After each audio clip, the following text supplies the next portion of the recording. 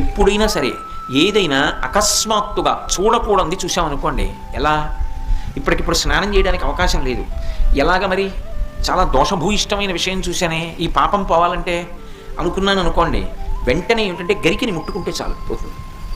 తీవ్రమైనటువంటి పీడకలు వచ్చిందనుకోండి, ఆ పీడకల పరిహారం అవ్వాలనుకోండి ఏ అభిషేకమో చేయించుకోవాలి. శక్తి లేదనుకోండి మీరు అన్ని పూజలు చేయించుకున్నట్టే. స్నానం చేసి ఒకసారి గరికని ముట్టుకుంటే చాలు, స్నానం చేయకపోయినా చెప్పులు ఇప్పి గరికను ఒకసారి ముట్టుకుంటే చాలు. అందుకే శతమూలా శతాంకుర సర్వగం హరతు మే పాపం దుర్వాదు స్వప్ననాశిని.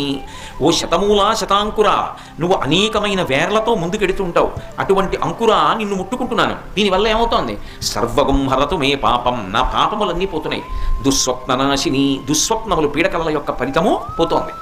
అటువంటి గరిక విఘ్నేశ్వరుడి పాదముల మీద వేసి తీసి కళ్ళకద్దుకుని తల మీద పెట్టుకున్నారనుకోండి, విఘ్నములన్నింటినీ కూడా తీసేస్తాడు.